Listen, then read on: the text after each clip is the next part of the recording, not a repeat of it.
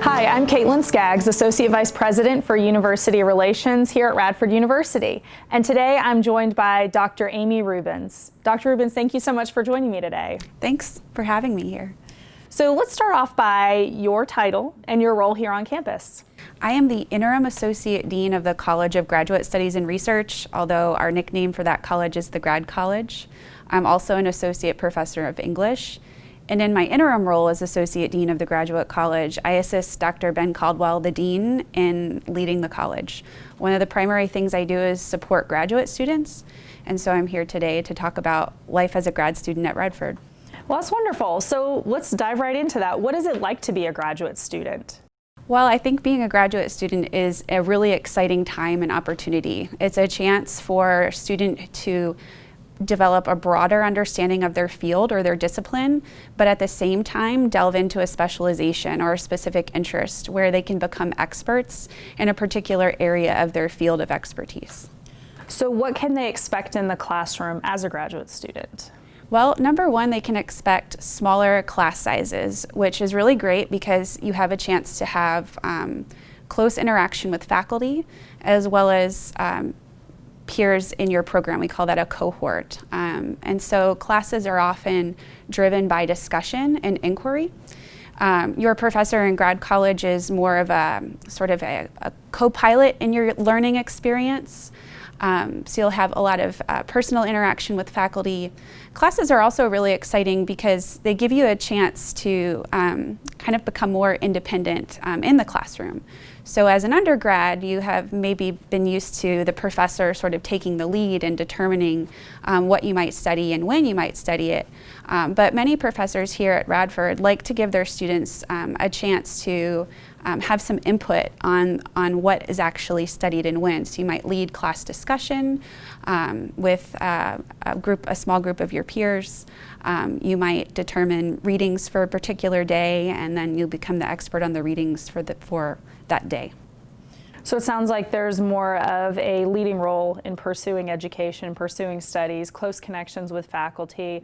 This reading piece, is there a lot of reading they can expect? Sure. Well, the nature of graduate study is everything is more and more intense. So there's more reading, there's more expected of students, but we know that the students that we invite to campus can handle those challenges. And they actually, by the end of the semester, by the end of the year, by the end of their degree, they are doing much more than they ever thought they could.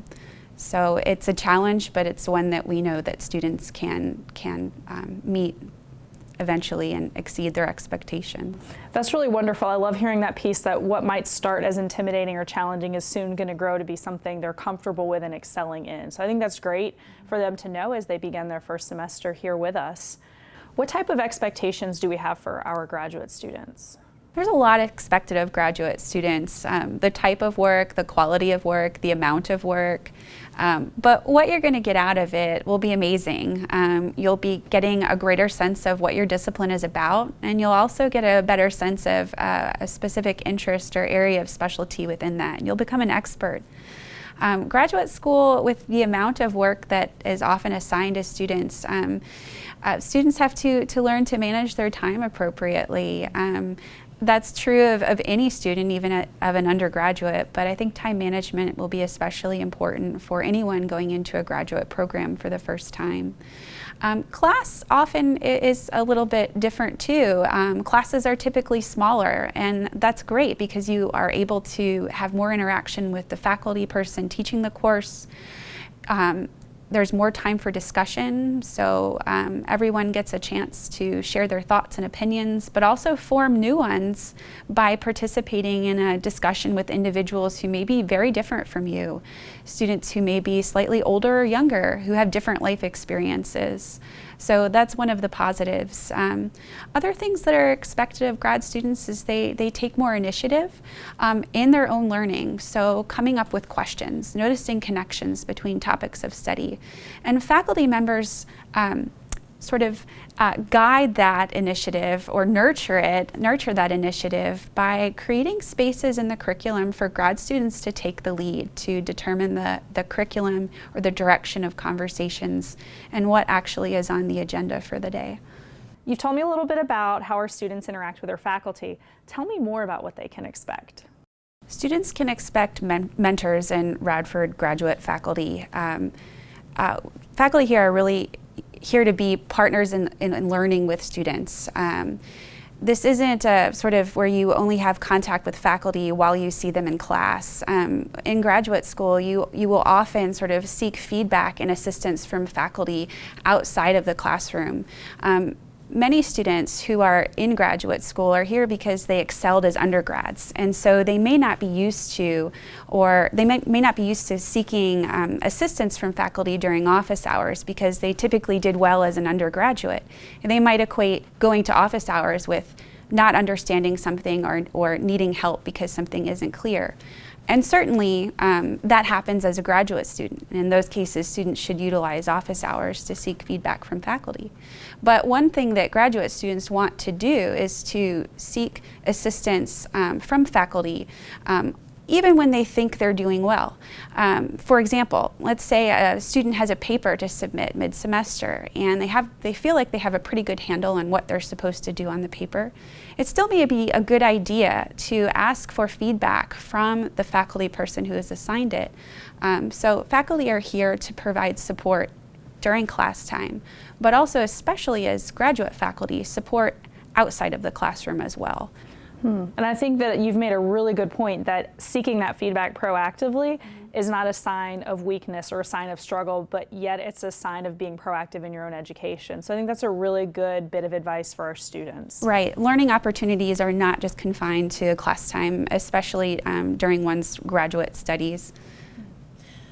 To that end, what kind of opportunities exist outside of the classroom? So aside from going to meet with faculty members for office hours, are there other opportunities available? Definitely. Many of our incoming grad students will be GAs or GTAs who are teaching.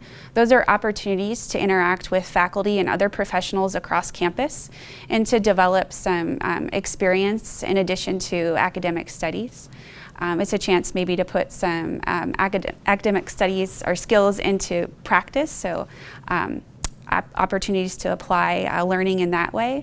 But for grad students who aren't teaching or who won't be working as GAs on campus, there are many, many ways that students can extend their learning outside of the classroom and also take that learning and apply it into some really sort of interesting and vibrant learning experiences. So for example, many faculty work with students on research projects and they then assist students in presenting that research at local, regional, and even international conferences. Wonderful. Now I know that travel, we're in a pandemic situation and travel may not be possible, but there are still many conferences that are now moving to a virtual format. And so students would have a chance to present their own research at those conferences and contribute to the knowledge of a discipline. So rather than just sort of learn from other experts, students become the experts in that sense. So conferences, one opportunity to professionalize. Of course, we have many clinical experiences that our graduate students are involved in. So there are opportunities to participate in workshops and other seminars where they can develop clinical skills or share their clinical experiences and knowledge with others. That's wonderful. So a host of opportunities available both in, around the classroom.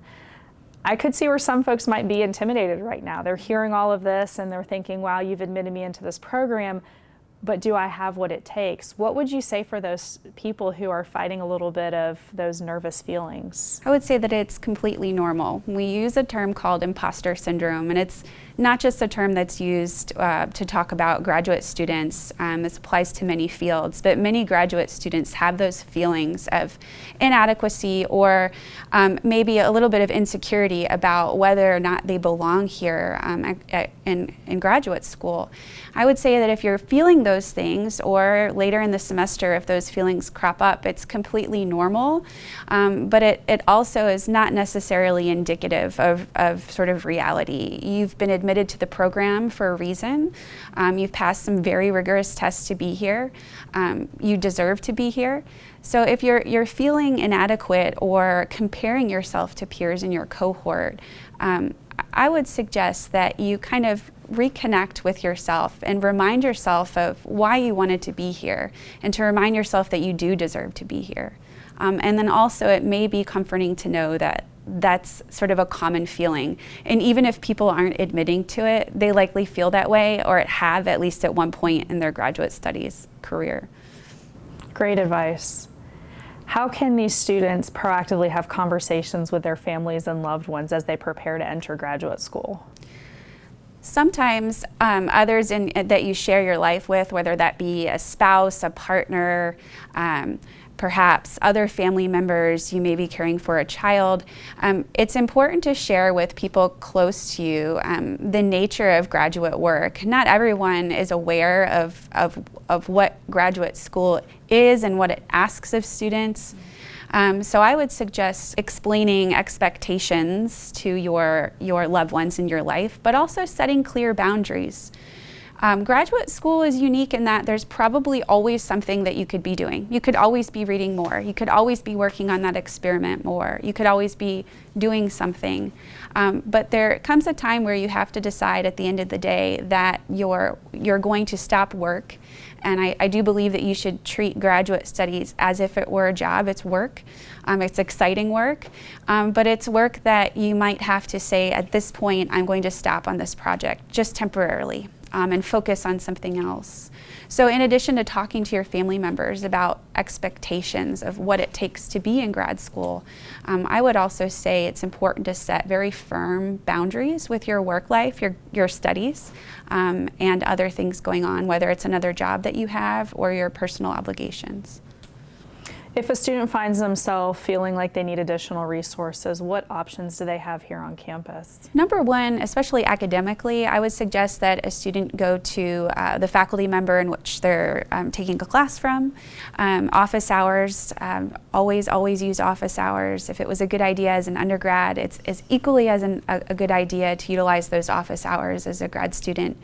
In addition to that, always talk to your advisor, your academic advisor. And as a graduate student, your academic advisor will be a faculty member in your program, if not in your area of expertise. So feel free to reach out to your academic advisor. Even if you would just like some feedback on what classes to take next, or what sort of additional enrichment opportunities to pursue, such as submitting work to a conference. You also might consider reaching out to your graduate program coordinator. They're an excellent resource in terms of navigating your program, understanding requirements that are related to your program, but also just being a grad student in general here at Radford.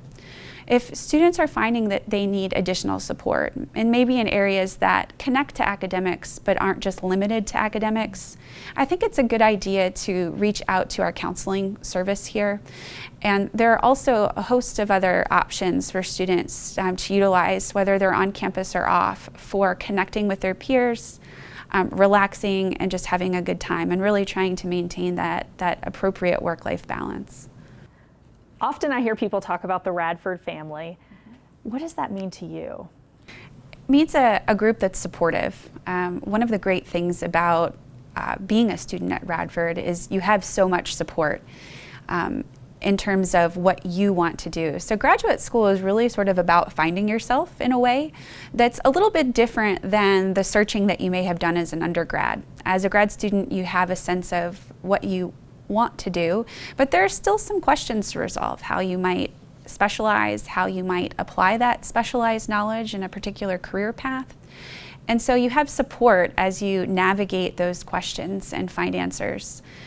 Part of being the Radford family also is something that continues even beyond your time here.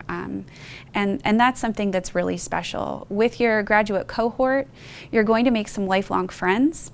You're going to develop yet another layer to your professional network, and you're going to have faculty here that are going to be interested in what you're doing even when you're not in their classroom anymore, or even long after graduation. The connections that our students have to our faculty, lifelong connections, it's really amazing. And so that's one of the things that I love about working at Radford and working with students at Radford. So the Radford family is a connected family. It is. I've really enjoyed talking with you today. I've learned a lot, and I'm getting very excited about our students coming back. Any final words for them? We are really looking forward to welcoming students back to the start of the academic year. I just also wanted to make students aware that if they need any support at any time, they can reach out to their faculty advisor, their program coordinator, or anyone at the grad college with questions, and we're here to support them. Wonderful. Thank you so much.